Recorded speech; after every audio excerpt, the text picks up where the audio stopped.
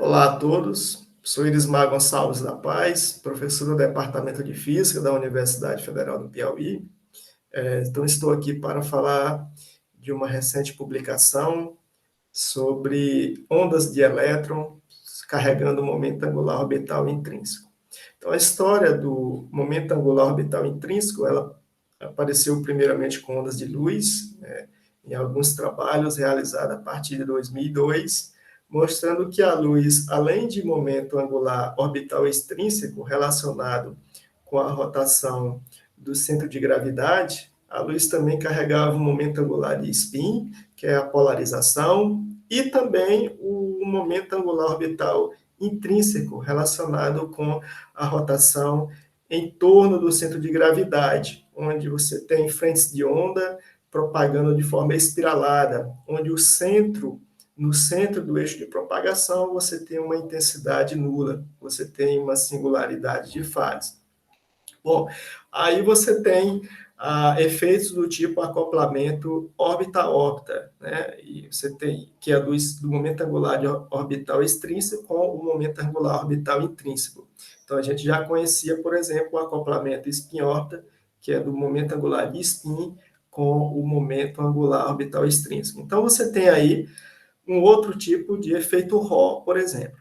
No caso de ondas de matéria, então, primeiros trabalhos apareceram a partir de 2007, onde o primeiro trabalho mostrou que, devido à analogia entre a equação de Schrödinger e a equação paraxial de Helmholtz, ondas de elétrons poderiam também carregar momento angular orbital intrínseco. Então, foi obtido soluções do tipo Laguerre-Gauss para ondas de elétrons, mostrando, né, que você tinha ali momento angular orbital intrínseco para ondas de elétron.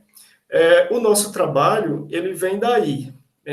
A gente inclui tanto o efeito de spin quanto o efeito de relatividade, então a gente resolve a equação de Dirac para ondas de elétron, ok? Para incluir esses efeitos, que a gente sabe que o elétron ele tem spin, polarização, e em muitos contextos está ali em altas energias, então você tem que incluir efeitos relativísticos. O que que nós encontramos? Então, nós encontramos que tem um novo tipo de acoplamento, que é o acoplamento, digamos, spin-órbita, só que intrínseco, que é do momento angular orbital intrínseco com a polarização, com o spin.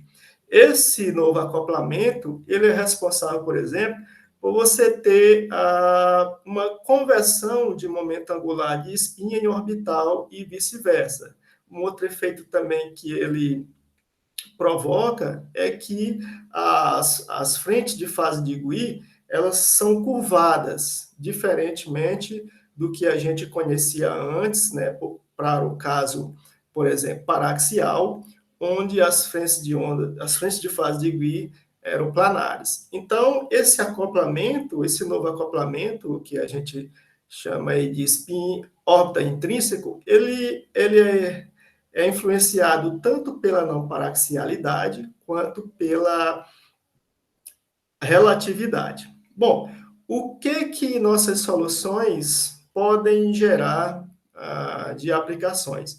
Então, a gente pode ter, por exemplo, uma espécie de pinças óticas, né, onde você pode aprisionar átomos, moléculas e fazer estudo, por exemplo, de amostras biológicas, né, e provavelmente descobrir novos efeitos aí. Uma outra coisa que você tem, por exemplo, é que você pode superpor vários estados de diferentes momentos angular orbital, né? E porque eles não interferem, né? Eles diferentes não interferem, você ter aí uma banda larga e isso facilitar o processo de comunicação. Isso já vem sendo feito em alguns laboratórios para o caso de onda de luz. Imaginamos que ondas de elétrons também possam ter aplicações futuras nesse sentido, já que você tem alguns efeitos em ondas de elétron que não aparecem no caso de onda de luz, porque os elétrons têm cargas, pode ter efeitos ao interagir com o campo magnético e tal.